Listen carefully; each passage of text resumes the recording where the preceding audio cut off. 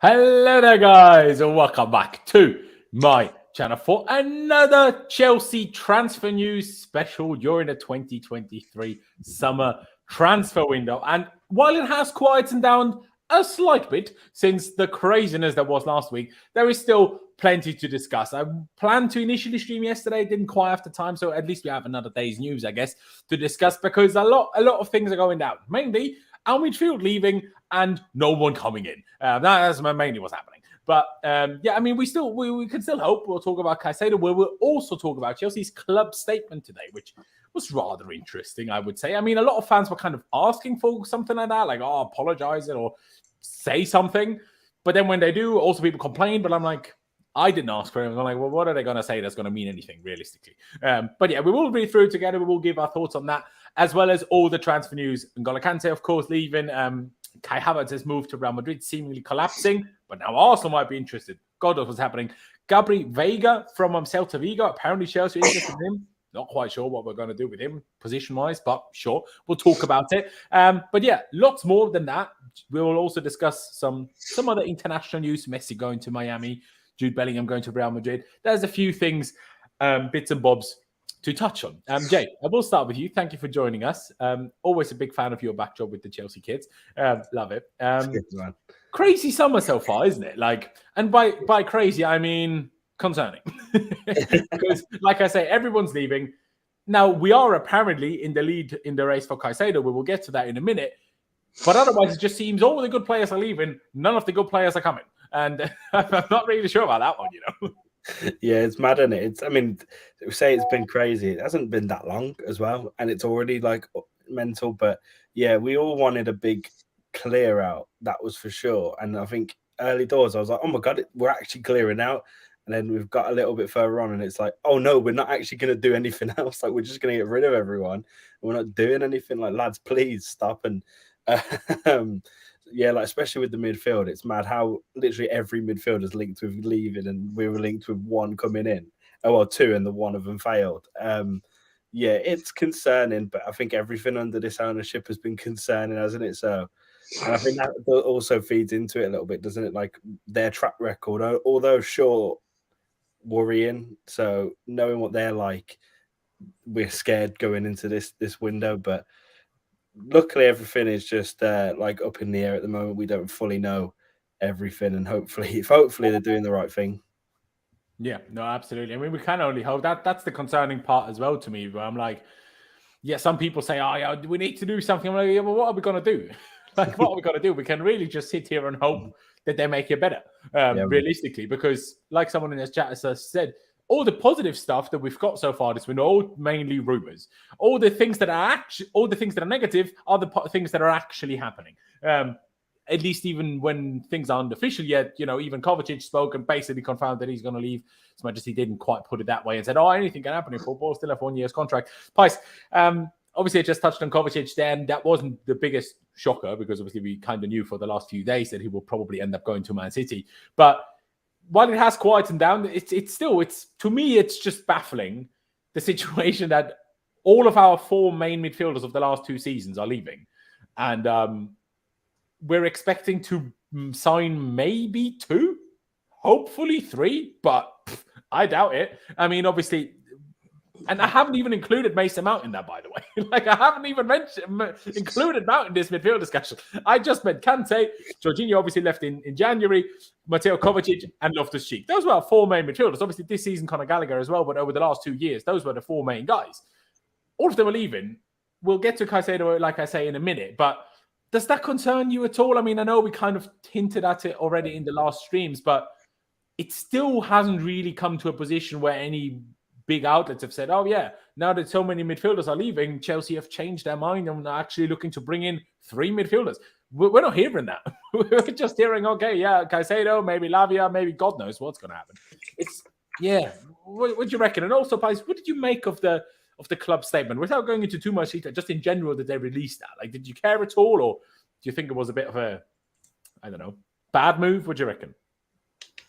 I think it's nice in a way that, you know, they're interacting. I would still like to see an interview on the app or something so we could actually see them talk because, of course, you can say anything across a statement. But you know, I found the interesting line of, you know, we've got a world-class identification team or whatever with Stanley and Stewart. I mean, these guys have proved nothing so far.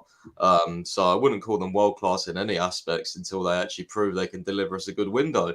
But yeah, I'm slightly concerned about Arsenal and Caicedo, especially. I think that's the transfer that, you know, makes the most sense for us. Yeah, we need to get a move on, really. You know, I'm already seeing, you know, news of, you know, we're outpricing Madrid for Havertz, we're outpricing Man United for Mason Mount. You know, what is this? Is this a clear out, or is this, you know, Marina back at the helm? Like, what is this? I don't quite understand. But yeah, we need to get a move on with sales and incomings, at least, you know, formally lodge some bids. Because everyone's going to do business early nowadays. I don't understand the people saying, oh, the window's not open yet. The window is like technically open for clubs. Like, you can still negotiate, you can still send bids. So we haven't done any of that, and it's been quiet this week. I thought it'd be a really busy week, but it's now Thursday, and it's been quite quiet overall, to be honest with you.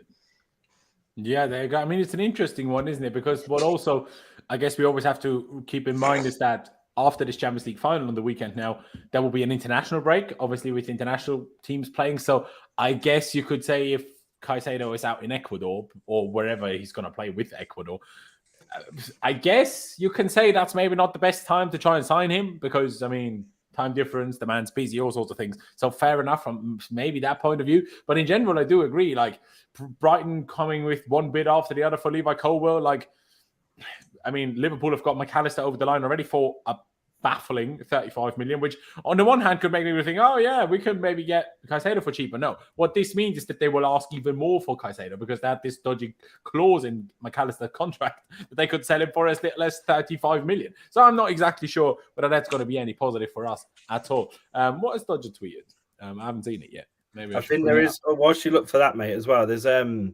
with selling. If we sell in the next week or so to a Premier League team, I do believe that it's on this year's book, so it will be in the best interest of Chelsea to do that because, you know, how much we spent over the last couple of transfer windows. If we can, you know, shift the books a little bit, we can, you know, it doesn't look as bad. It is also true, but at the same time, obviously, if you wait too long, then someone else might get him before we get into the next financial year. So it's like, it kind of has its pros and its cons, I suppose. So someone in the chat said we need Rice. Yeah, we do, but it ain't happening, bro. So just like, you know, accept that it ain't happening as much as it's sad. I will, you know, give a little shout out to good old Emerson Palmieri later on, but we'll get to that in a minute. You know what, guys? I think it's to start it off with, you know, to slowly bring us into this video, this live stream, I guess. And also I have seen Dodger's tweet. I will bring that up when we talk about Caciedo as well. Let's get to Chelsea's statement because, yeah, like I say, I skimmed over it. I'm not really sure what I make of it. I know Pi said it's like good that they're interacting, but to me, this isn't interaction. This is just, I don't even believe for a single second that any of our owners wrote this. They just told some sort of secretary, write something. Do you know what I mean? And to me, it's just like, and also they signed it off. Let's just scroll to the bottom. Chelsea ownership group. Well, who the flip said all of it then? They definitely didn't all say it together, did they now? Like, yeah, I mean, I guess you could look at it more positively, like Pice does in terms of they're interacting, sure. But yeah, I don't know. I don't know about this one. But anyway, let's read through it and we'll give our thoughts after that. A message to our fans, they say. It's been over a year since we completed our purchase of Chelsea. It was and remains a privilege for us to be the custodians of our wonderful club. 12 months on, and we want to take the opportunity to speak directly to all of you, our supporters, as we reflect on the season just gone. Our promise, let me just zoom in a bit so you guys can read along. There you go. Our promise to you was to make our fans proud. Well, you failed.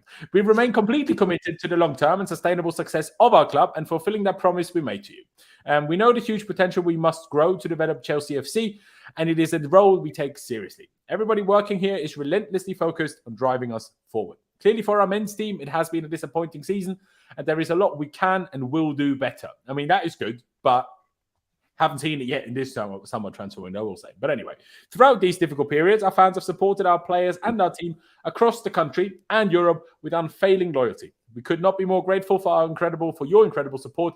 The atmosphere at the bridge when we played Dortmund will live long in our memories and serves as an important reminder of where we want to be.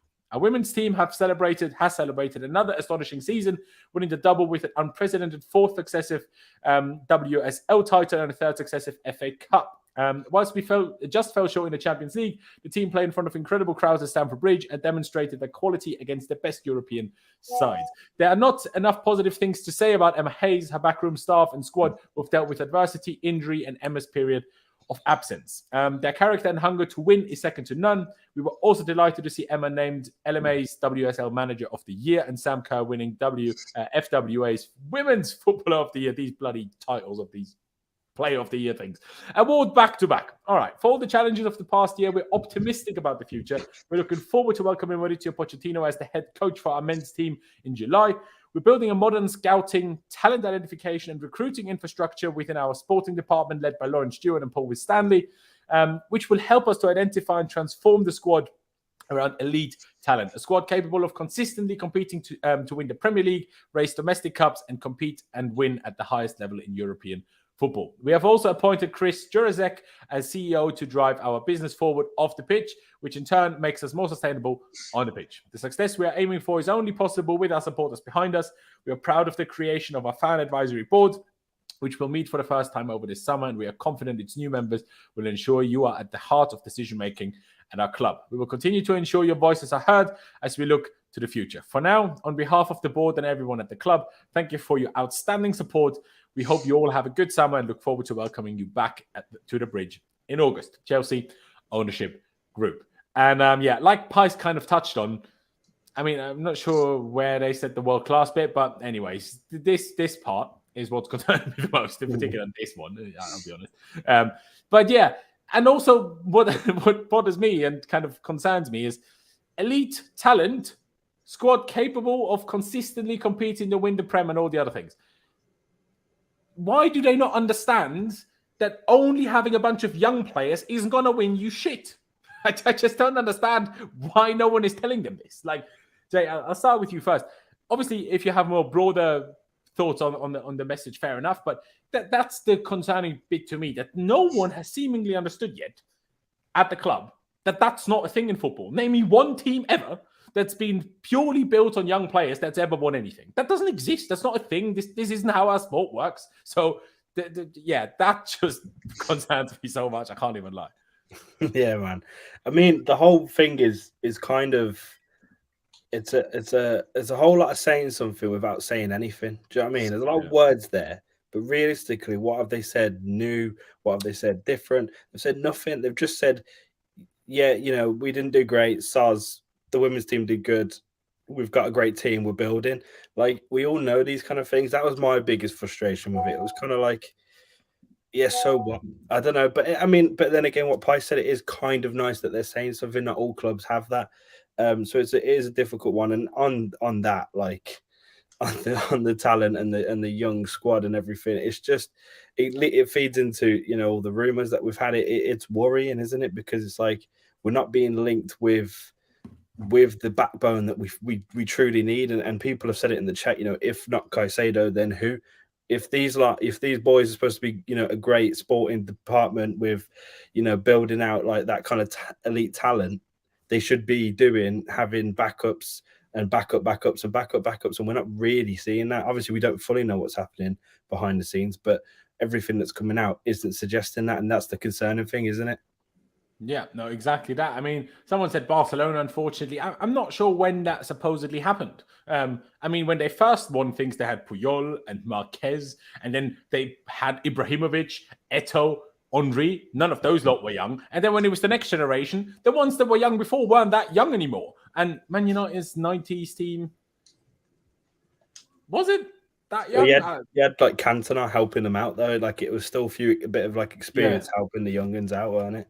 Exactly. While at Chelsea, it feels like the only old player we will have left is Aspie and Thiago Silva. And Aspie will never play, and Thiago Silva is nearly 40. And also, maybe they're so old. So like... they're so old, it kind of counts for it. Like, they count for more old players. It's like, no, that's not how it works, lads. I mean, maybe that's how they say it. Obviously, you're touching it in terms of that you like it in terms of interacting. Do you see my point where I'm like, is this interaction, whether it was one of them, which I still doubt, or one of their PRs, writing it down for them? the fact that they put this in like these statements, like, no, stop with your elite talent, man. I know they're clearly doing it, so I should probably get used to it by now, but it's just like, please, for the love of God, why not either keep some of our older players, which are experienced, or sign some? Like, I'm not saying sign some 34-year-olds or 32-year-olds like you did with flipping Aubameyang, but there are 28-year-old footballers do exist, people. They're not just either 20 or 35. Yeah, bring Malang Sarr back. Do you know what I mean? But Pies, what is your thoughts on this? And I know you and me, we've kind of gone back and forth many a times, or not back and forth really. We've kind of agreed many a times over this specific issue. But I just can't get over it. That's why I keep talking about it. Yeah, well, I think the thing with this ownership group, I think they've made it very clear they're trying to build something for the long term and not necessarily get short-term results, which, I don't know, I don't really like. I want the ambition to always be there and not just, win a league in 5 years. Oh, great, we won a league. Like, I don't think we're going to feel the same success we did under Roman, but, in the long term, maybe we will if we get all the, recruitment right. The young players we've signed so far look very good. But at the end of the day, we still need, a mixture of experience. We've all said this. I've said this so many times, but it is what it is.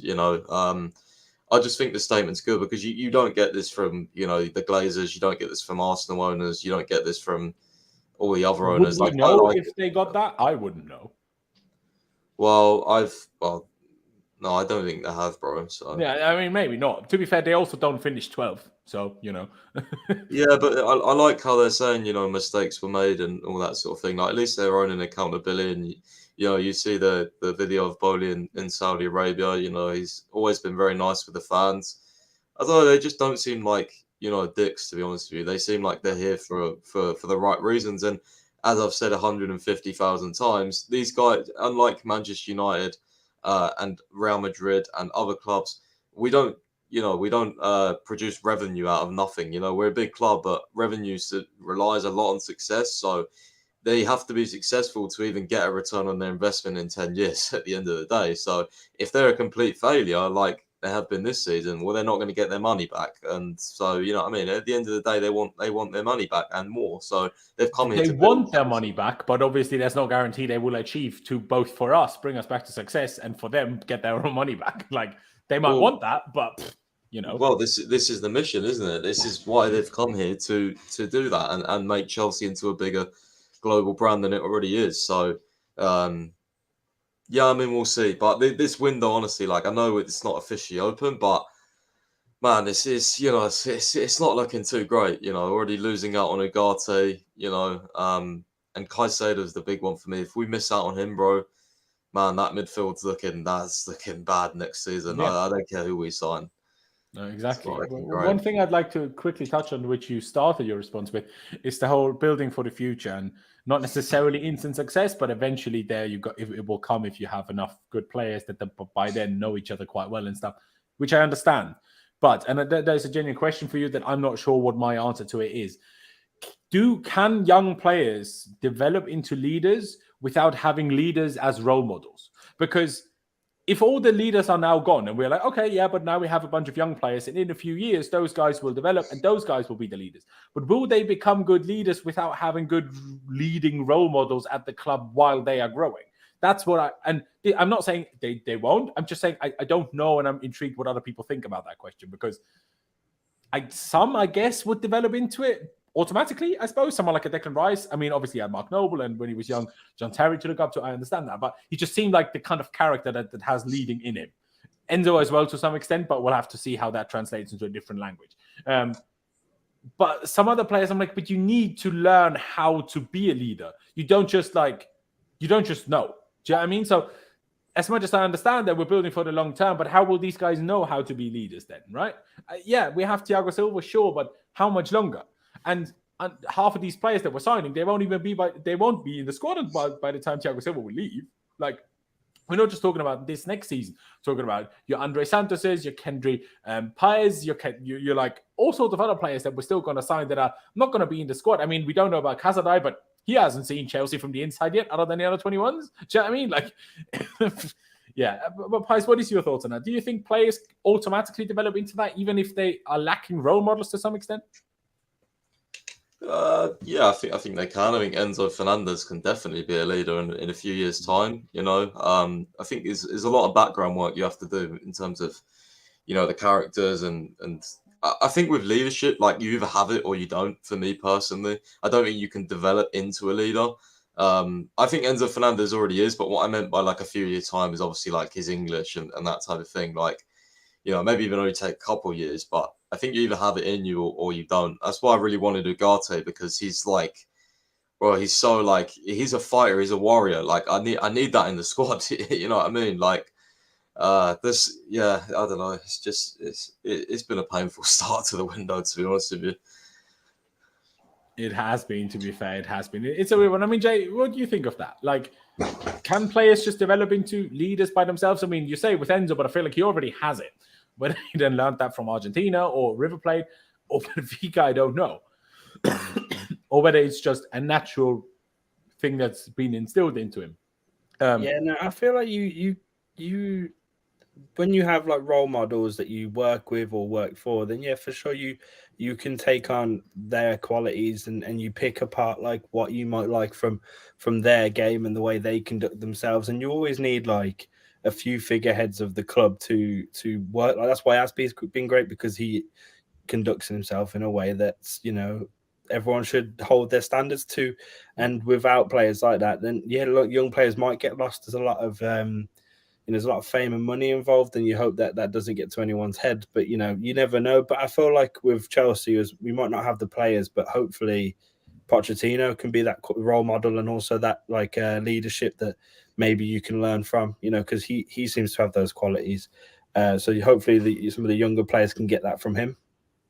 Yeah, I mean, we can only hope so. Like I say, I don't really have a specific, my own response to it. It's just I guess I do still believe it makes it more difficult to become a very good leader if you don't have as many leading role models in front of you, I suppose. That's at least my stance on that one.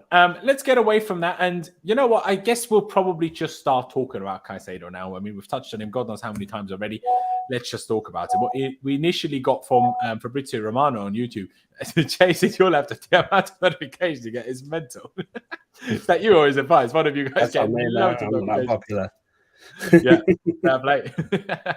But yeah, what Fabrizio Romano revealed on YouTube in terms of Moises Caicedo is that I'm waiting for important updates once clubs will attack the situation. Like Pai said, why aren't we doing it? Moises Caicedo has not agreed personal terms with any club. All right. Chelsea are convinced and consider him the perfect player for their idea. Sources I spoke to say the price is 70 to 80 million, no more than that, which is interesting because some other reports, don't remember the outlet, but some other reports said it will be significantly more than 70 million, which is then interesting. Chelsea are leading the race at the moment. Let's see how Arsenal will react in the next weeks. Manchester United are informed, he says, and now I just want to highlight the tweet that Dodgers put out. If I can flip and find it. Well, where is it then? Should be here somewhere. There it is. Which came out just as we were streaming. Arsenal are preparing to lodge a renewed offer for Moises Caicedo. It's understood the Gunners will make a bid similar to the £75 million package that was rejected by Brighton in January. Sources close to the player suggest Caicedo is feeling relaxed about the situation and no personal terms have been agreed with anyone. Pies, to let you start again. I guess I'll bring the other one up again because that one's more targeted towards, I guess, Chelsea. From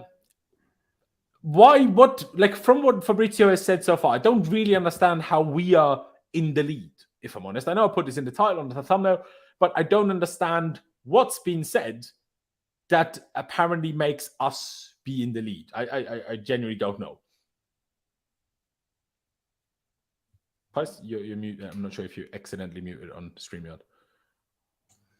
Yeah, I was just saying probably because Arsenal haven't arrived at the table yet, you know. But have we? Well, I mean, maybe. I don't know what we're doing behind the scenes, to be honest with you, at the moment. But I'm just not confident. I'm not confident. Like, I genuinely think if Bowley was in charge, he would have already made the bid, to be honest with you. Like, I just feel like these guys are slow, man. I don't know whether it's me being impatient, but I don't know whether we'll get there with it. I feel like we need to just be like how quick we arrived through Ugarte, you know, and we nearly got it done, collapsed for whatever reason. But like, at least we was getting, you know, daily updates. We was in there. Like, we're hearing nothing about Caicedo. Like, Chelsea considering the perfect player. Well, then effing get it done. You know what I mean? Like, don't wait for Arsenal to arrive and bid. You know what I mean? Like, this should be done before Ugarte, if anything. Like, I don't understand what we're trying to do here, to be honest with you. Like, if 70, 80 million as well, I thought it was going to be 100 million. What are we waiting for, honestly? I mean, could you at all imagine? Obviously, you could still make offers and stuff now, but could you imagine that it's at all to do with kind of what Jay hinted at earlier in terms of that we kind of need to wait for the next financial year for these super big transfers? Now, obviously, we will split it up into, in there, that's the case. Which is also a concern, but still, do you think that could at all play a part in it? Obviously, we've got to consider, even if we pay 80 million for him, not all 80 million will count to this year. Only like a fifth or a sixth, depending on what contract we end up being able to give him. I thought they were limiting it to 5-year contracts now, but Jude Bellingham has signed a 6-year contract for Real Madrid. So I'm a little bit confused by that whole new rule now, because I'm like, so everyone's complaining about our 7- and 8-year deals, but Real Madrid giving 6-year deals perfectly fine. What? So I'm baffled. But anyway, Jay, do you sit in a similar boat with Pice when it comes to this? Like, why aren't we doing anything? Are you like, especially now that so many of our players are leaving already, we lost out on Ugarte. Is Caicedo also your number one pick? I guess it is Rice, but honestly, there's no point even considering Rice anymore. We ain't getting Rice. I just kind of hope Arsenal get him, because that makes it less likely for them to get Caicedo, I suppose. But which is crazy, because I don't want Rice at Arsenal either. But yeah, do you also sit there and feel like we're being a bit slow, or is Pice just because of he's so invested into the news, he's so on it every day that maybe it feels a bit slow to him just because last week was so crazy? Maybe, yeah. Maybe that. No, I feel like he's definitely, he has to be he has to be number one. He's such a talent. Yeah. And like Pice said, 80 mil sounds cheap when we were hearing 100 mil. Yeah. But I think maybe, you know, the club last week, we thought Kovacic was out the door, Havertz was out the door, Mason Mount was out the door. Like, all these felt almost confirmed. And then, so it was like, well, we need to get a player in. Well, now they're not confirmed. We haven't got that money coming in. Are we slowing down our attack on Caicedo because we're waiting to get rid first? Maybe that's the strategy here, which I understand to a point. But if you already plan to sell those players, we need to make sure we've got a backup, because that midfield will look so thin if we manage to sell but not buy. And this lad is clearly, you know, so good and has to be our number one target. And especially as well as other clubs are looking at him, sniffing around, you know, we can't be waiting for Arsenal to make a bid, because realistically, Arsenal have got Champions League football. They're more exciting to a young player than we are at this moment in time. So we need to be like getting this bid done. Yeah, exactly. And I mean, Ashraf said it. Yeah, Kante is already out, but he's the one leaving for free. You know, exactly. That's why he's gone already, and the others aren't. Pice, I know I asked you a minute ago, could it be like, why are we in the lead? Could it be Brighton's interest in Levi Colwill that in a way puts us in the lead? No, because we don't want to let him go on loan or sale. So I think if anything, that hampers us if they want him. Yeah. Do you think they will stand firm by that? What, Chelsea? Not letting Colwill go. Chelsea? Yeah, I'd say so. Fair. Yeah. I'm sure you've seen it as well. I think Felix Johnson was saying how, as far as he's aware, Colwill wants returning from the under-21s Euros, which is taking place this summer. After that, Chelsea should and will offer him a new contract, and until then, Chelsea will absolutely not agree to anything, and also Colwill won't push for anything. But that tells me, even by Felix's words, and Felix is very much so on the Levi Colwill hype train, that hints to me that if this contract offer isn't to Levi Colwill's wishes, then he might end up pushing for a move. Now, hopefully that contract offer is just to his wishes, and then it's no problem. But I can already see it not being the case, and then we have another issue on our hands. Did you see that coming at all, Pice? Obviously, it's Felix, so it's not quite Fabrizio Romano, but he's been quite good in terms of, you know, the youth information. So what do you think? Is that for me? Yeah. Yeah, I mean, you know, Felix is pretty reliable on that sort of stuff. I don't think he'll push to leave, but I put out a tweet saying, like, would Brighton actually keep persisting on bidding unless they kind of had the buy-in from Colwell. I'm not sure if you do that. Like, I mean, it's probably something we would do. I mean, we have. We did it with Rafinha? Rafinha, right? We did it with Rafinha, but I think Colwell's made it pretty clear he'd be, happy to.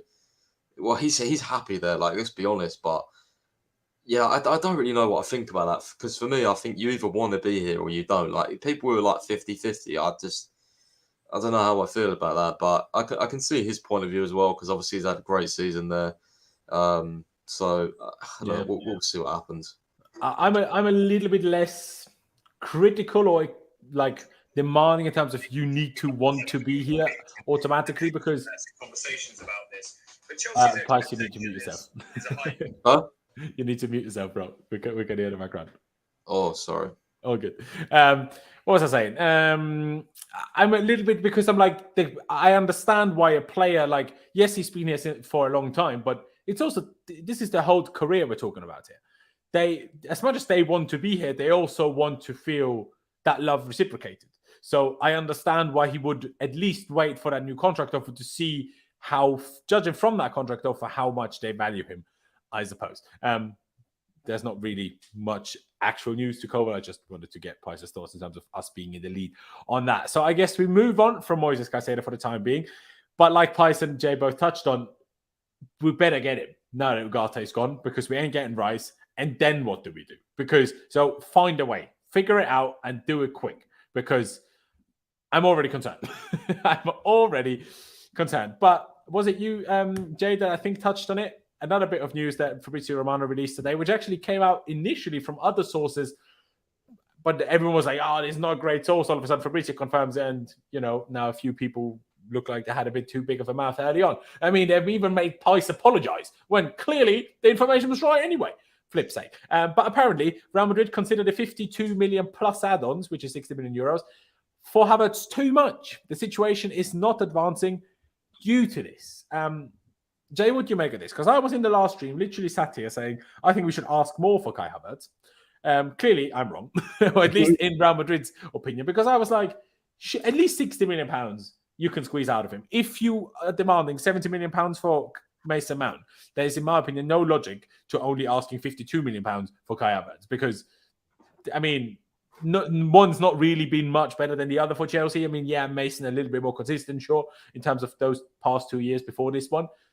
But Mason only has 1 year left of his contract. Kai has more than that. So to value Kai lower, to me, was illogical from the first place. Now, maybe you could argue the aim is to either let Mason go for a lot of money or outprice him of other clubs and therefore then keep him and hope to find an extension next season. I don't know if that's the case, but I guess that could be somewhat explainable. But it does surprise me, because I'm like, you just lost Benzema, you just lost Asensio, you just lost Hazard, and you think 60 million euros is too much for Havertz. So, but then do you even really want Havertz? Because if Real Madrid think 60 million is too much for anyone, when was the last time Real Madrid signed anyone for less than 60 million? Like, when did that happen? Do you know what I mean? Like, why do you even want him then? Like, that's the part I don't understand about this. Yeah, for sure. I mean, to be honest, I was surprised that they were in for him in the first place. I didn't think that he would be a Real Madrid player after his performances over the last couple of years. Just haven't lived up to it. I like him, don't get me wrong, but I just didn't expect that, to be fair. So now that it's falling through, I'm a bit like, okay, that makes a bit more sense, especially with Real Madrid getting Bellingham, like you've mentioned. They need a striker. They don't need a Havertz that isn't a striker. But imagine he goes there and he's played as a striker again. He's like, oh, for God's sake. He's like, I'm not a striker, man. They need something else. So they're probably looking at this saying, 52 mil is probably not too much for him, but the fact that we need a striker, we need to make sure we get that prioritized, and that's maybe why the Havertz deal is falling through. That would be my guess on this, because you'd think Real Madrid could put together that much money pretty easily for a player, but maybe they are just focusing on getting a striker instead of Havertz. And to be fair, they've just signed Jude Bellingham for over 100 mil. So exactly, and obviously what a player he is, and he's a midfielder. So, and I would have thought Havertz would be playing more as an attacking mid than a striker for them. So yeah, I'm not too surprised with this one, actually. I was surprised that he was going to go there anyway, but now it just comes to a point where who else is going to take Havertz, because he feels like one of the players we do need to get rid of. Yeah, or I guess we lower our expectations. It depends on kind of how things move on. It's weird because obviously the report suggests that Ancelotti and I forget his name, but Real Madrid's kind of main, transfer guy, as far as I'm aware, and like I say, I forget his name, are big fans of Kai Havertz. So that doesn't exactly make me think that this is going to necessarily go away just because right now it's not happening. But obviously, also I haven't got a tweet to bring up for this. But Arsenal apparently have also showed interest, like. Pais, I'll go to you first of all. Thoughts on Real Madrid apparently considering this too much, but then also Arsenal's interest. What do you make of both of those, I guess? Pais, now you're muted again. What the fuck? Okay. Yeah. I don't really know what's going to happen with Arsenal. I mean, Alex Goldberg has got his sources. I don't know whether that will come out in mainstream media, but yeah, I'd be very, very surprised if Havertz even wanted to go there, to be honest. But I think this price that we've set is the thing is like what is the add-ons, right? Like we don't really know how much add-ons Chelsea are asking for. But could you imagine? I feel like add-ons are not going to be the stumbling block. Both from our end, but add-ons we're definitely more willing to take a bit of a negotiation compromise on. And Madrid are probably also I feel like the add-ons are what you're much more likely to be able to negotiate down than the main fee. I could be wrong, obviously, but I don't know. I mean, 52 mil is doable for Real Madrid. So maybe Chelsea chucked 20, 30 million unrealistic add-ons, something like that. Very realistic add-ons so we could get the money. I mean, yeah, I'm not sure. This is why I'm so confused because, again, the Mason Mount situation. David Ornstein just said on the YouTube channel, Chelsea want 70 million plus 10 million add-ons. Yeah. He's got 1 year left on his contract. What are we doing? It's like, are we going to have a clear out or not? And I'm not saying Mason Mount is a part of that clear out as such, but clearly he kind of is right now because he's not signed a contract. So, what are we actually doing? This is really pissing me off, honestly. This is not realistic pricing from our end. No, it's not. And I mean, you mentioned it there. I was going to bring it up in a second anyway. Yeah, when I see this, and especially with price, what we have discussed privately, this doesn't really add up with that to me, because this is not a price you put on a player that you want to sell with only a year's left on his contract. 80 million, 70 plus 10 is not a fee you demand for a player that's had a poor season, has been injured for the last 3 months, and has 1 year left on his contract. No, it's not. See, I disagree. That's not cold negotiation, especially when Fabrizio Romano has been quite adamant that we will not accept anything less than 70. Not even in a case of that's our starting point or anything. Obviously, I'm not saying every journalist knows everything perfectly and necessarily reports the truth on every single detail, but this still doesn't scream we want to sell you. I mean, I'll get to Jay in a second about it, but Pais, do you feel like, does it also feel like that to you? This is not a price you set for someone that you want to let go type thing. I just think it's Chelsea just trying to, win Stanley and Stewart trying to. It's probably win Stanley trying to try his Brighton methods, But why do that for Mason and not Havertz then? I understand for Havertz it's already not worked anyway, but still. Well, English tax, Premier League rival, that sort of thing. But yeah, I just think it's highly unrealistic. I know, I can see it from our end. Man United paid 80 million for Anthony. They're definitely, United do overpay on players, but he's got 1 year left. They're not stupid. I'm pretty sure. If they pay this, bloody hell, fair play. But honestly, this is just so wildly unrealistic. I don't know what the hell we're doing. It's actually it's embarrassing to read almost. I can tell you this is something that Man United are not going to pay. Prove me wrong, please, but I highly doubt they're going to pay this. And it seems like we're just stuck on this position. As Fabrizio said a few days ago, we're not even willing to negotiate this. It's this or nothing. Well, then you either sign him to a contract or you're going to lose him on a free, you bunch of clowns. What is this? I don't understand it. It's really annoying me. Because I don't and I wanted to touch on this anyway, regardless of whether it's now Havertz or whether it's Mount or other players that we seemingly have told, we were kind of letting you go, or we want you to leave, or they have said they want to leave, or they just it's a case of everyone's kind of understands they're probably going to leave. If, like, Havertz apparently told Chelsea that he wants to leave now. Who knows how true that is, but apparently he told us. Mason Mount apparently is quite keen on going to Man United. If we then price these players out of transfers, now I'm not necessarily saying that's going to end up being the case for both. I'm still pretty sure one of those two at least will leave this summer, but it's still just like, I just don't get the point. Like, why are you acting like this? Because there's no benefit to telling players, or basically making players think they have to leave, that we're not really that wanted here. Like Mason Mount basically walking through Stamford Bridge, like he's clearly saying goodbye. Most people took it that way, that video. If you then tell him, oh yeah, but we're asking so much money for you that no one's going to pay, so you're staying anyway. Like that, as much as I maybe want some of these players to stay that this is currently happening to, that's going to make their stay at Chelsea even worse after, because then they've kind of started to want to move away and then not got it. So like that makes it if anything, makes it worse compared to last season. Then it already is. It's yes, this is just baffling to me, Jay. What do you think when you see 70 plus 10? That's what we're asking for. Like, what do you feel when you see that? Like, you just asking too much, or not actually wanting to let him go? What do you feel? It's got to be the latter, isn't it? Because what we're doing, what it appears that we're doing is we obviously, as a club, value Mason Mount as a player and as an asset, and this is how much we value him. Now, that's obviously way too high for anyone to buy, and that's probably the point. This seems like it has to be the point. Because for me, I can't think of any other logical other explanation. Like, I can't actually think that our board are that stupid that they think United or anyone will pay that.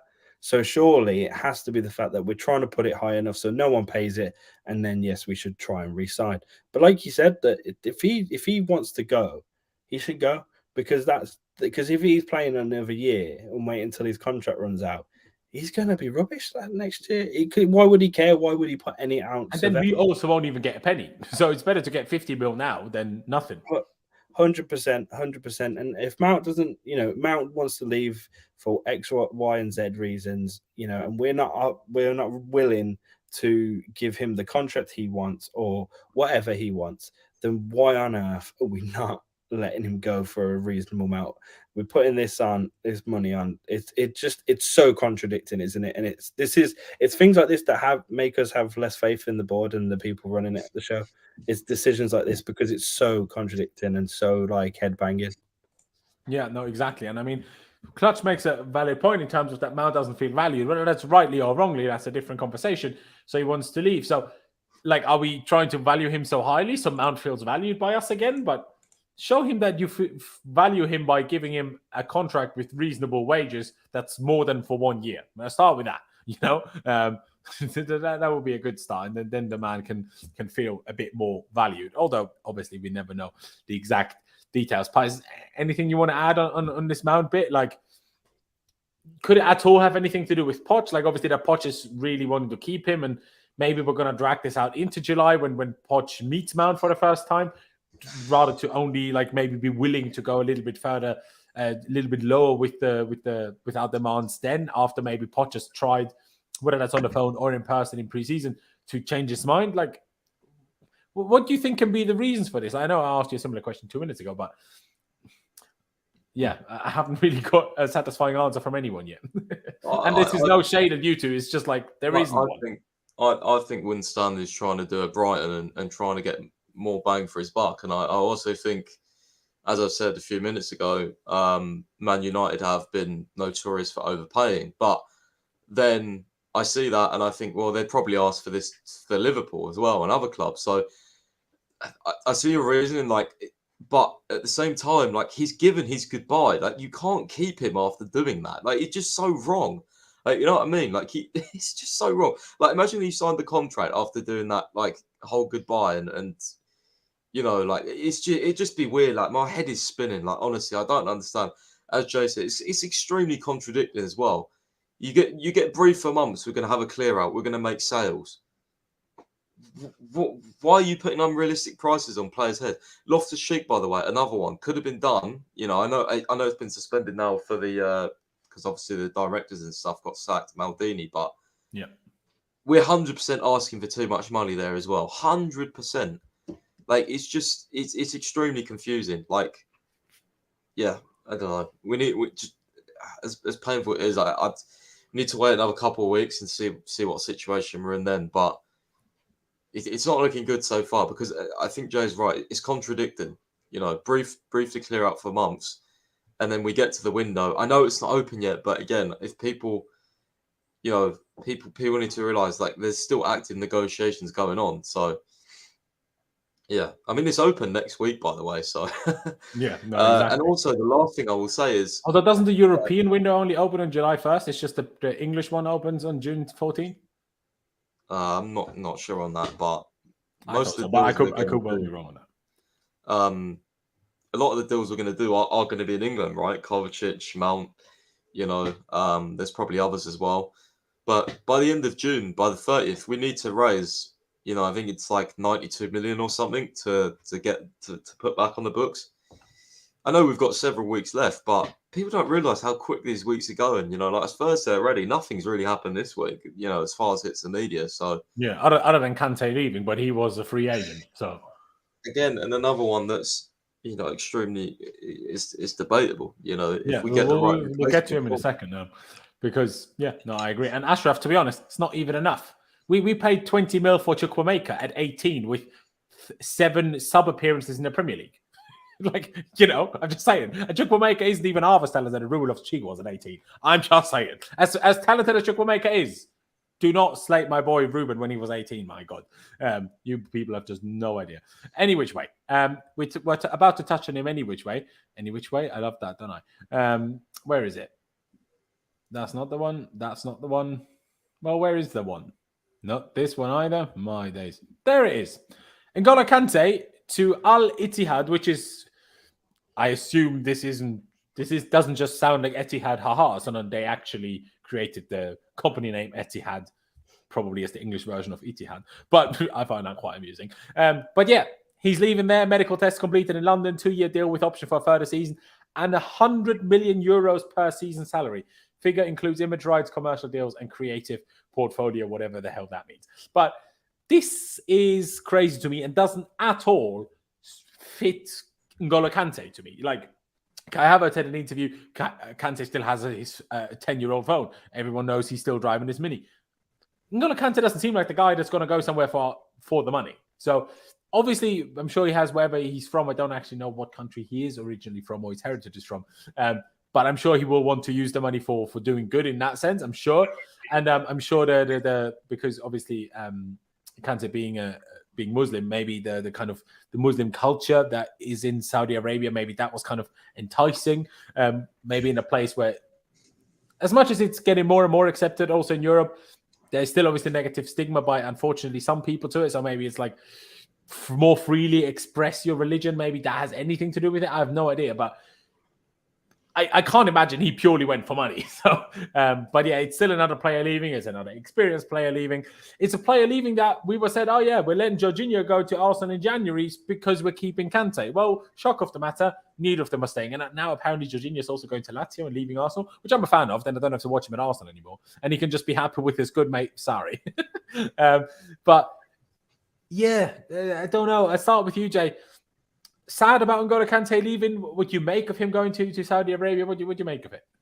Yeah, it's sad, man. It's really sad. I think we definitely haven't seen the best of him in a while. And if he could have got his injuries kind of like scares that, sorted, obviously I don't know how hard or easy that would have been, then we could have saw the best of him for at least another year or so. He's not that old, is he? He's like in his early 30s. I feel like he's got another couple years ahead of him. Like he could have been at the high level, but maybe these injuries have just said to him, like maybe he does need to slow down and go to another league where it might be a little bit easier to play and not be playing at that high level. I don't know what the decision is. Apparently he wanted to stay, so this was kind of less of a him thing, apparently. I see. Yeah, it's mad. That is. I don't understand. He's on his day. He's the best midfielder in the world. Like I feel when we won that Champions League, I said this then. Like when he's playing, when he's fit and playing, we win games. It was kind of as simple as that back then. I mean, at some point that will obviously fade with age, and the more injuries that happen, the more that will fade.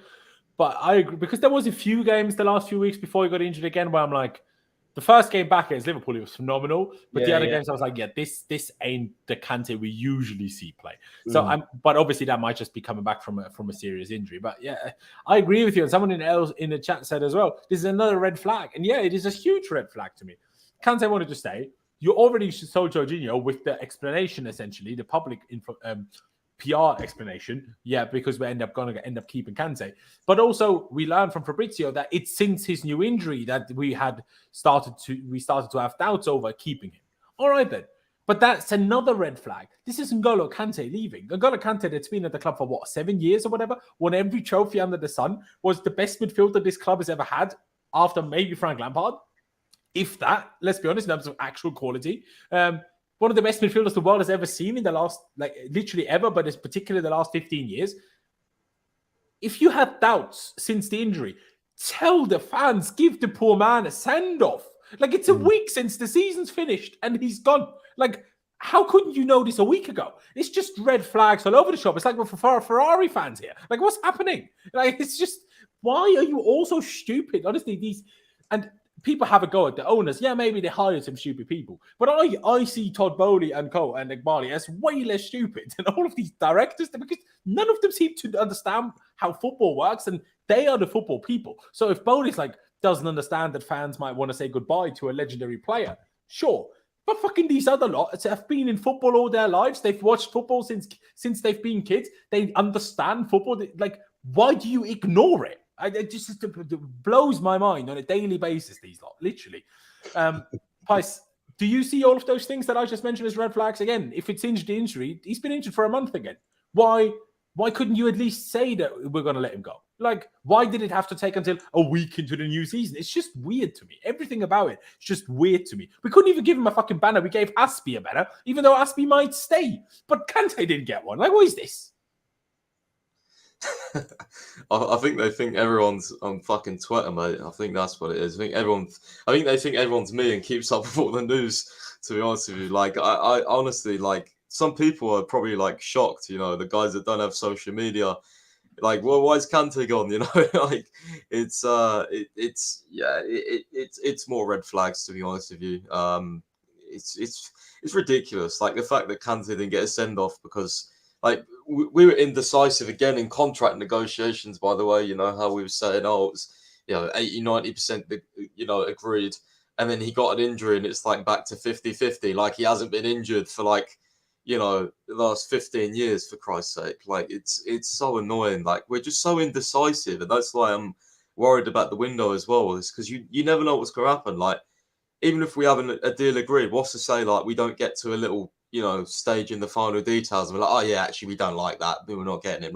It's extremely frustrating. It's you just don't know. It's the unexpected is the best way to explain it. You don't really know what's going to happen with these directors in charge. And I mean, this is the first window they've been in charge, Paul and Sonny and Laurenz Stewart, and they've got a lot to prove. I don't care. They've got so much to prove. They've never been in a director of football position, either of them, by the way, which is also, I think people can say, oh, well, Bowley wasn't. Well, Bowley actually got some fucking deals done, and he was actually, constantly flying around in his jet, constantly, traveling to different places, had players in his villa.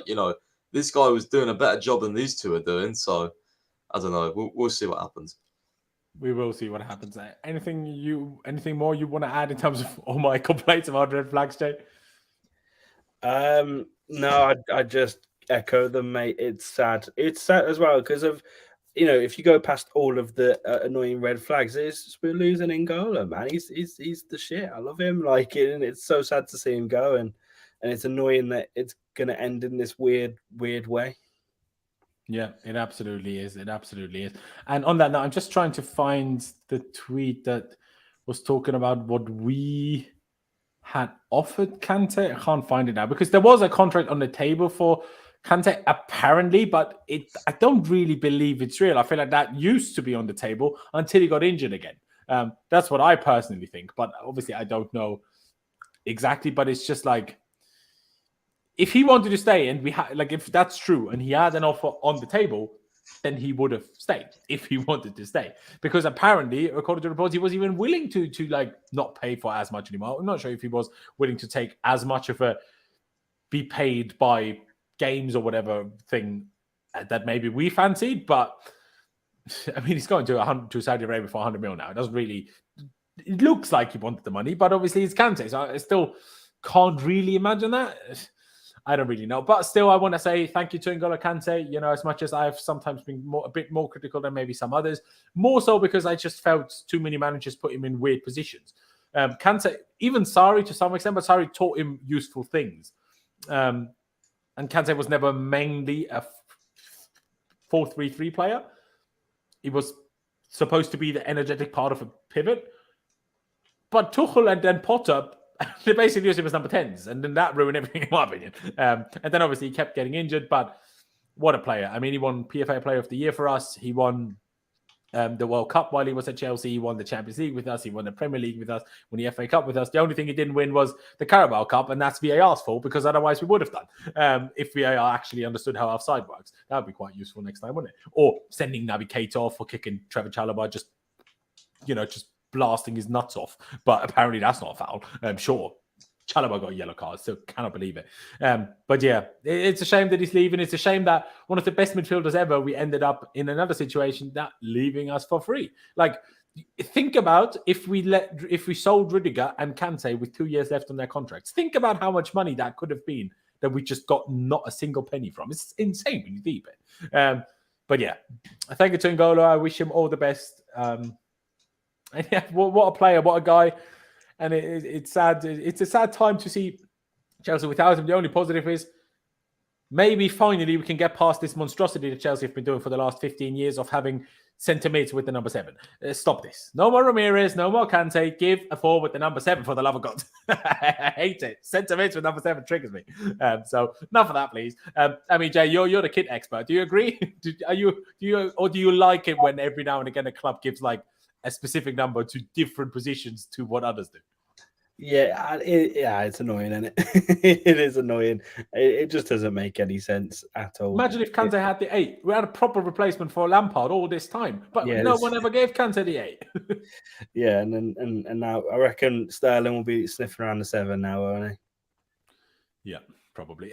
Billy, but this is the worst idea I've ever had. Do you not see how long his name is? Putting a single-digit number there would look awful. Chukwuemeka needs a 2-digit number. Balance will be all off. Yeah, exactly. I mean, Mudryk, ability-wise, you can consider it, but at least his name is short enough for a 1-digit number, so maybe we can talk about that one.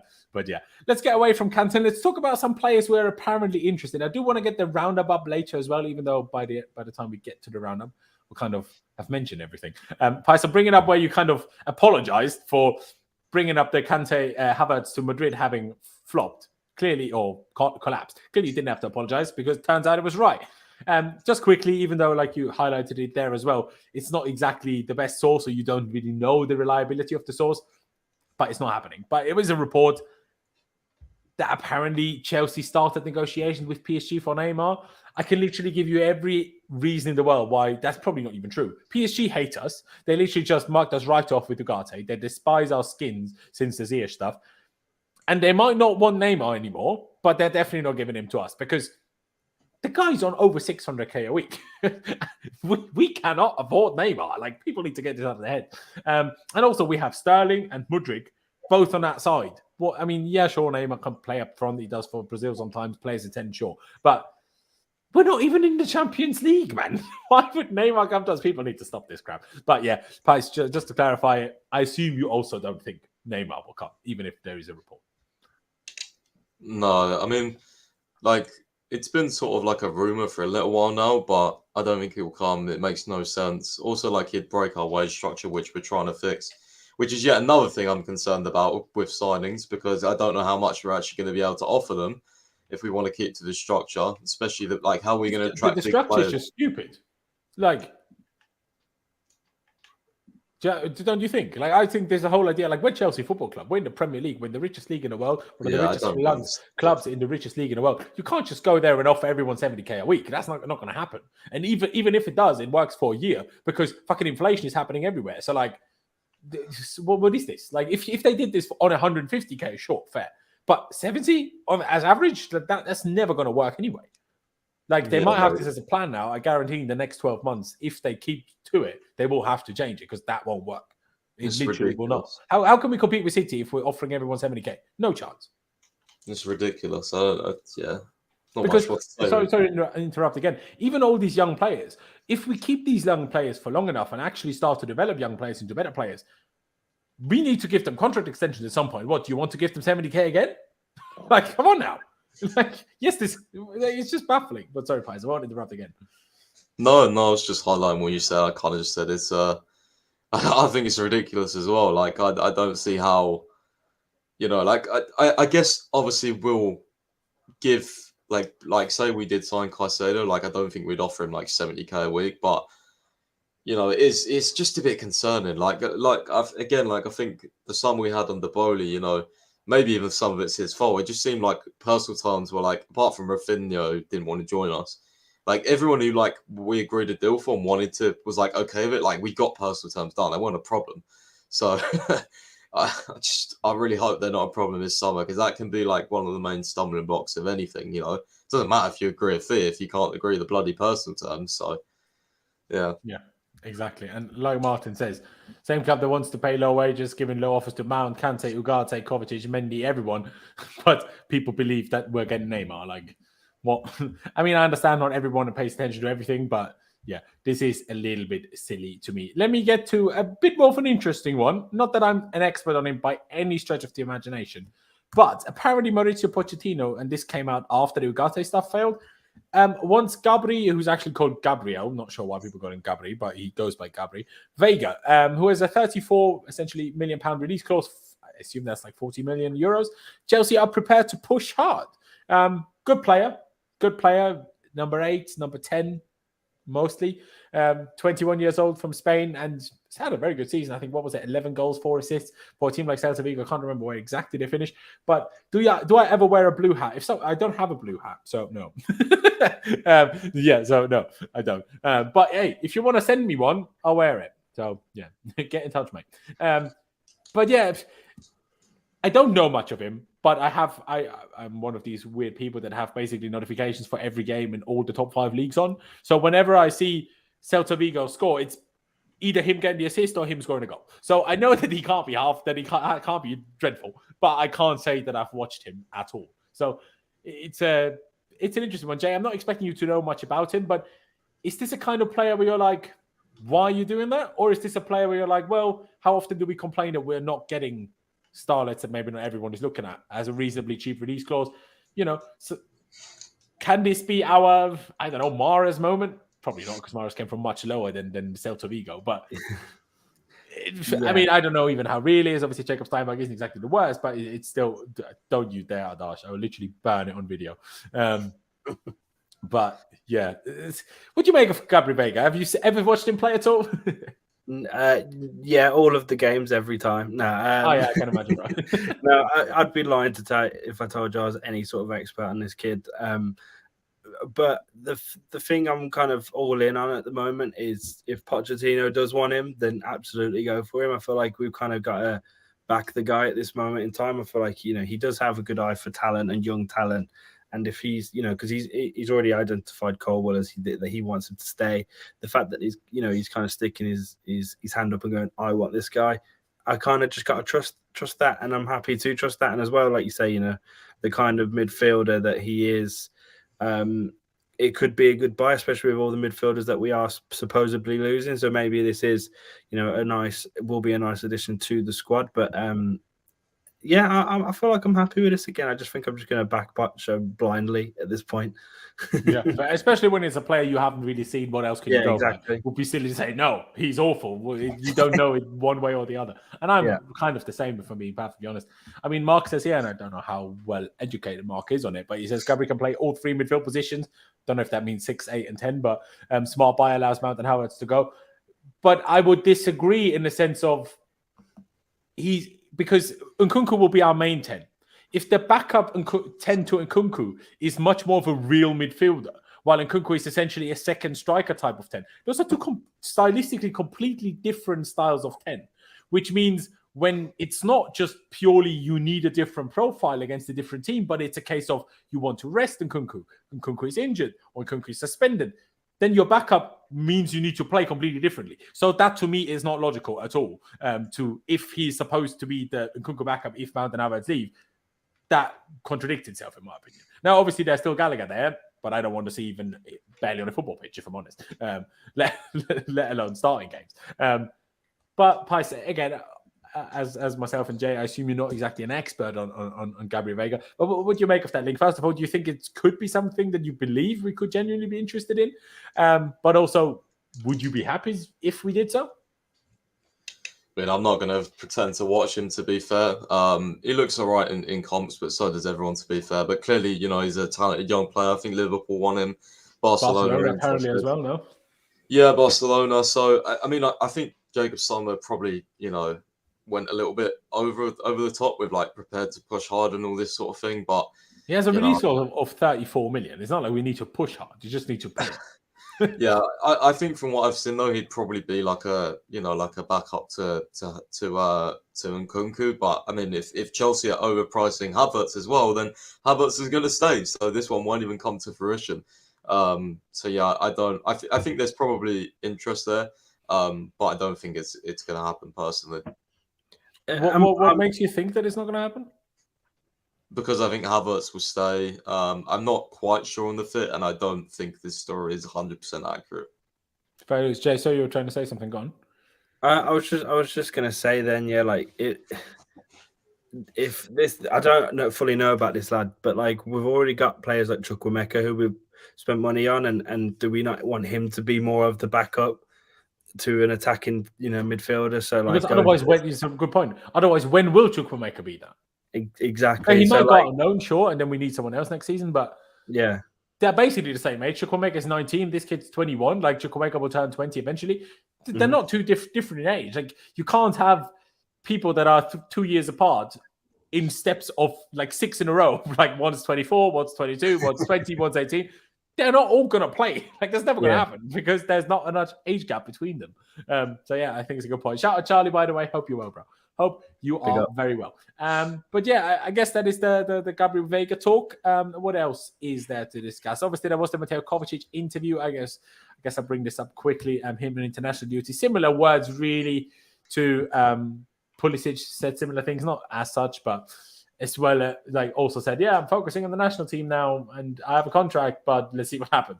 But yeah, Kovacic said, I have 1 more year left. The season was very bad. Everything is going towards the fact that after 5 good years, I will change the centre.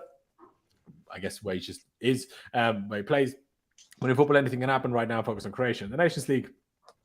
And then he speaks about Man City. Yeah, Kovacic will join Man City, I'm very sure. Although, who knows? Maybe we'll price him out of it as well. You can never be sure with Chelsea, can you, nowadays?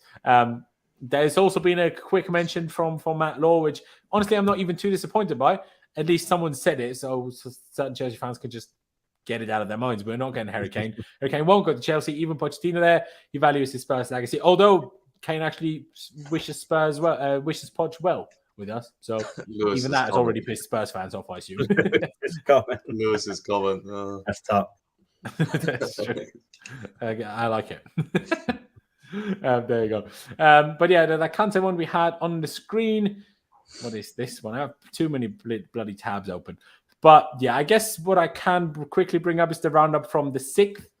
So 2 days ago now, but just to see if we've missed anything. Obviously, we discussed the Kante to Saudi Arabia stuff. We discussed that already. This is where it was. Chelsea had structured an offer that would have rewarded him heavily for playing time. Saudi reps have presented him an offer worth up to £86 million. Pochettino was attracted to working with him, so it will be a blow. Poor Pochettino, man. Honestly, Pies, at this point, it kind of feels like Pochettino is going to quit before the season even starts because he wants to keep Mount. He's probably leaving. He wanted to keep Kante. He's leaving. He wanted Ugarte. We didn't get him. He probably wants Caicedo. I still don't think we're going to get him. So, I mean, Pochettino is going to come here and have depression and look old like bloody what's his face, Potter, and he's going to take him half. He's not even going to be at the start of the season by the time it feels like that. Like, what the flip? Yeah, I mean, I do feel bad for him, honestly. Like, I really do. I mean, we don't fully know if he, wanted Ugarte, like everyone was saying, some people were saying he put him on, said him specifically. I'm not too sure about that. I don't even know if Spurs had ever played Sporting, but for obviously Pochettino to know him. But yeah, in terms of Kante, I mean, every coach is going to want Kante. Like, it just seemed like it was done so quick. I know Kante wanted to stay, but as I was told, his agents were, pushing him to accept that offer, and I guess you can't turn down that sum of money. I know it's like a very religious place as well for Kante. Saudi Arabia has everything there, and yeah, I mean, who knows how hard Chelsea tried to push him to stay? Clearly not very hard, to be honest with you, because it was done within a day, pretty much, or a few days. So it's just disappointing, really. If I'm Pochettino, I'm thinking, well, Mount hasn't renewed, Ugarte's gone. Chelsea messed that one up, and Kante's gone. Like, this is not a very good start for me. So no, Kovacic leaving as well.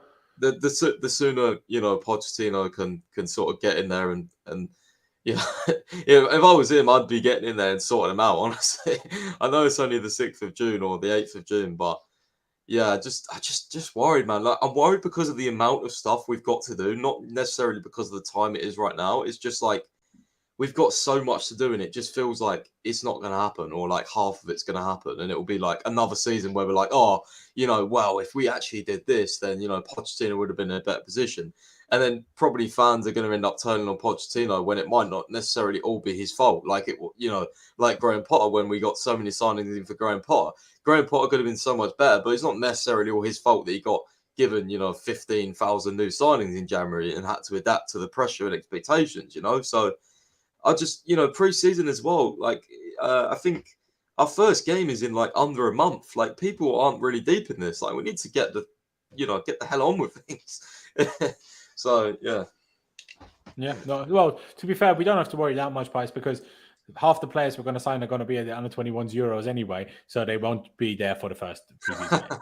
So you don't have to worry about that too much. But to be fair, I understand your point about doubting Jacob Steinbach. Maybe we shouldn't consider him that valuable anymore, because what? Apparently 52 million pounds is already too much, and Jacob Steinbach thinks we wanted 75. So which is it then, mate? But yeah, I'll ask you the same question in a second, Jay. But just to add to it, Christian Pulisic was involved in club discussions between Chelsea and AC Milan recently. He also posted on a picture he posted on Instagram. He did a black and red emoji in front of the USA flag, which I found interesting because black and red is not the colors of anything that the US wear. Like, it's always blue and red and white, not red. So his outfit or something. Yeah, but he wasn't wearing red and black though on that picture. I don't think it was more like a blue. So I was a bit confused. It was like, not saying it means anything, but then you had obviously that at the same time. I don't know about that one because they literally extended Leao's contract. I don't know what exactly they're going to do, but they lost Brahim Diaz because he's going back to Real Madrid. So make of that what you will. But Jay, do you at all? Do you agree with us that it's a case of poor Poch, man? Everything he wants is not happening. All he's going to get is fucking Gallagher. Yeah, no, I mean, I know you like Gallagher a bit more than I do, but still.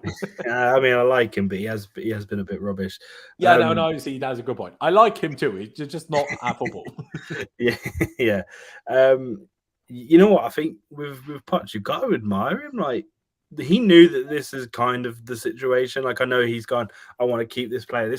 Yeah, that's all good and proper saying you want to keep them, but you probably know that Mason wants to leave when he takes the job. You probably know some of the other things. You know there's a clear outcome in.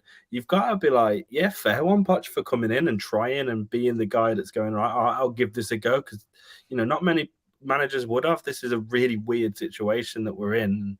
And especially with no European football, I feel like I'm just kind of happy that he's stepping up, and I think he's probably fuming. He's got his game on the weekend for the soccer aid to worry about first. So probably. Mate, I can't wait to watch that. That's like Chelsea Central, Emma Hayes against Poch. Like, that's what I was going to say now. If people are aware that Emma Hayes against Poch is happening here, that's so sick. Like, Poch, honestly, Poch. I know it's a charity game, but Twitter's not going to be nice to him if Poch loses. It's going to be Gary Cahill on England team. Like, it's going to be good. Oh mate, it's Not like- proper, isn't it? It's proper. I'm actually really looking forward to that. But yeah. but Usually yeah, I don't watch it, but it's going to be quite good this year. I think it's some good players. there were some memes. Yeah, it's some good players. I don't know how I can watch this from not in England. I'll need to figure out. But anyway, by the way, Mel in the chat, it is true, but there is more white than there is red. So I'm still not. I mean, I know that's the sponsor, but still, like, I don't know. Yeah, maybe it is black and red, but yeah, I still found it like just do black then, because there's barely any red here. But anyway, fair enough. Excuse me. A couple of pieces of news outside of just Chelsea. First of all, shout out to big old Emerson Palmieri for being the first ever player to win all 5 UEFA competitions: the Champions League with Chelsea, the Europa League with Chelsea, the Conference League yesterday with West Ham United, the Super Cup with us, and Euro 2020, of course, with Italy. Yeah, fair play to West Ham. I was watching there yesterday. I was like, I don't want either team to win because I'm not a big fan of Fiorentina either. But then Fiorentina had a chance and missed, and I was annoyed. So my heart told me I would have preferred Fiorentina to win. But hey, it was to be West Ham. Fair play. I quite enjoyed their celebrations and David Moyes jumping around. That was quite fun. Yeah, that was good. A good old Bowen. I'm still not sure what to think about Zuma because I mean he kicked the cat, but he looks funny. He looks like an entertaining man when he's happy, doesn't he? Good old happy Zuma. I'll tell you what, Emerson, shout out Emerson. Big up. Go on, Jay. He wasn't great, was he? Emerson. Like I thought, I was watching the game. He got done a few times, and then he's the first player to win all these competitions, and it's like, put up a rubbish performance. Yeah, to be honest, I didn't watch all of it. I only watched the second half, and in the second half, it didn't look too bad to me. But I didn't like watch with full focus. I will be honest. So not the best judge for it. But Pice, anything to say? Congrats to Emerson, I guess.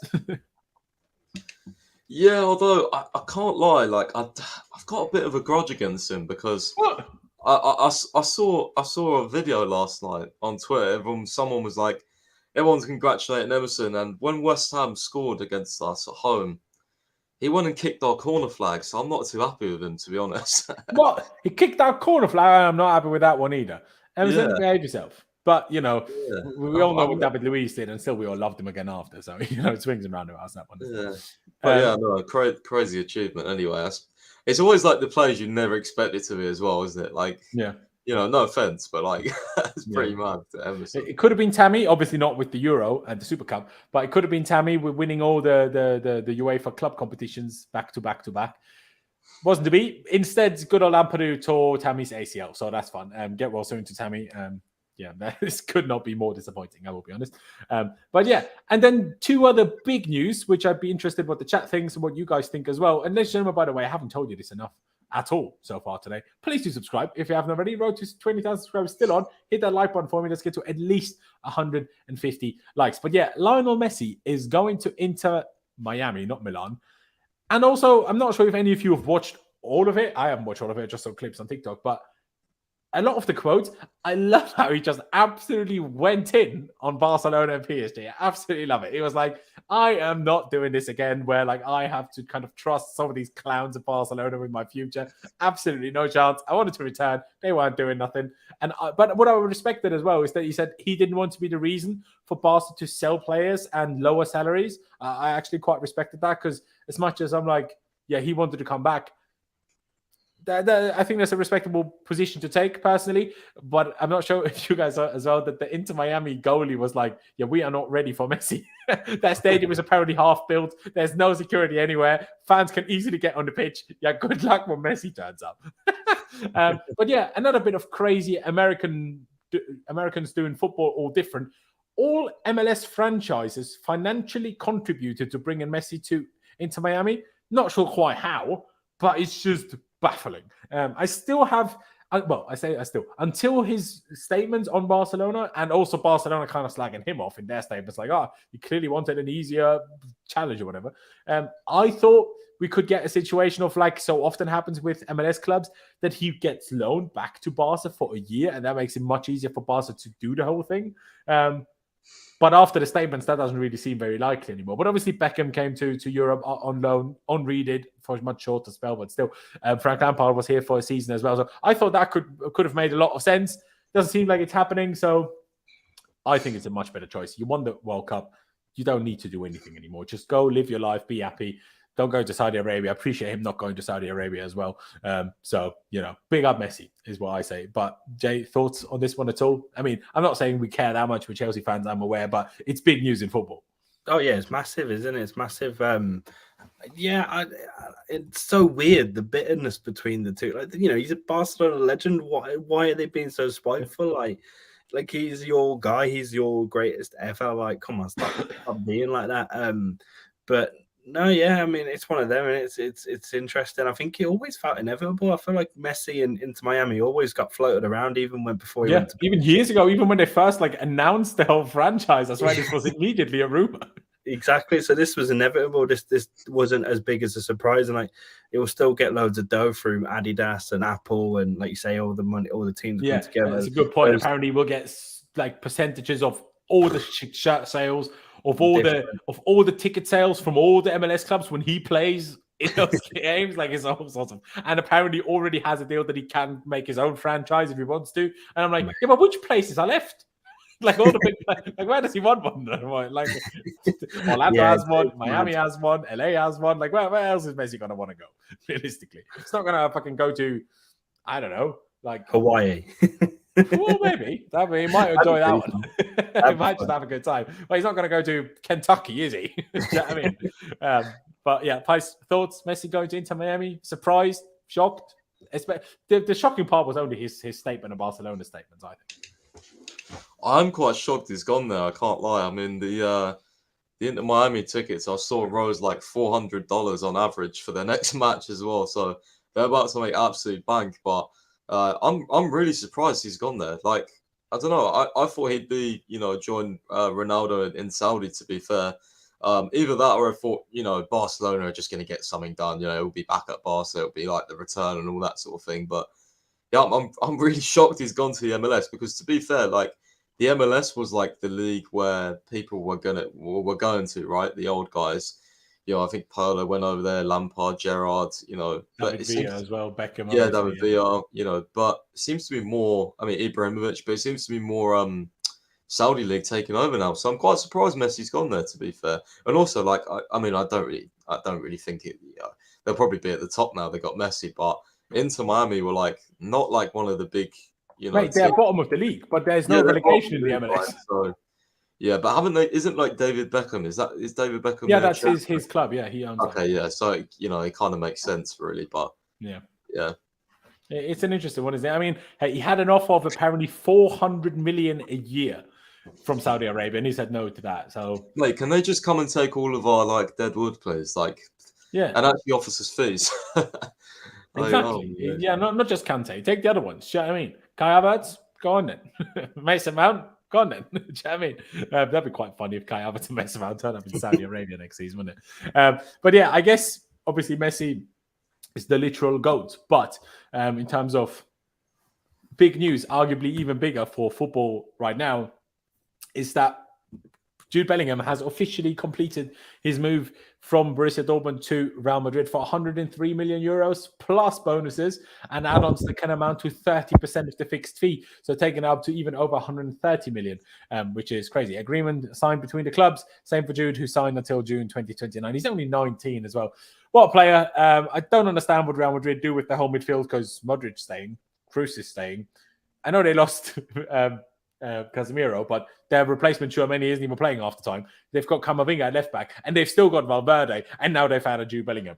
Mate, you've not had any wing depth in 7 years, but you have all the midfielders. What is this? I don't understand Real Madrid sometimes. This, in my opinion, is why they don't ever do consistently well in the league, but always win the Champions League, because they have one squad, and that's amazing, but the backups isn't. Maybe that's why they're changing now, why they have such a crazy midfield, but they still don't have any capable wingers other than Vinicius and Rodrigo. So I don't know what they're doing. But yeah, Pice, I'll let you go first on this one. Obviously, we knew this one was coming, but yeah, still crazy. 100 mil for a 19-year-old. You don't see that every day, do you? He's even still 19. He might be 20 now. I mean, to be fair, I thought this was going to be a lot more. I mean, that's 86 million, I think, in pounds. Yeah, I thought it was going to be more, to be fair, but I thought it'd be £100 million base fee, Yeah, I don't like Jude Bellingham, to be honest. So No, me neither. I'm not speculating too much. He's trying to break Reece James's leg, man, and they're Yeah, like I best am. mates as well. Yeah. But yeah, no, it's a great signing for Real Madrid. Obviously, they've just got so many talented midfielders now. But yeah, I mean, it's add-ons can amount. Yeah, I mean, it's probably quite a complicated deal as well. There's probably There's definitely some Ballon d'Or clauses in there and all sorts of. Yeah, I'd be surprised if this, if it all was public, but yeah, a little bit surprised he's gone to Real Madrid as well. I thought he'd be destined for the Premier League, but yeah, especially at 19, going to Real Madrid at 19 already. Like, what Feels a do bit you rough, do doesn't after it? that, Like, right? Like, unless yeah. he plans to stay at Real Madrid for a decade or more, there's no real step up anymore from Real Madrid. Obviously, Man City could just be dominating football so much that on a sporting level, that might be a step up. But in terms of club size, you're not going to get bigger than Real Madrid. So it's kind of crazy. Jay, aren't you from Birmingham? So what are your thoughts on Jude Bellingham? Do you also dislike him like most other Chelsea fans nowadays? Or does your being from Birmingham still make you like him? No, I fucking love him. I do.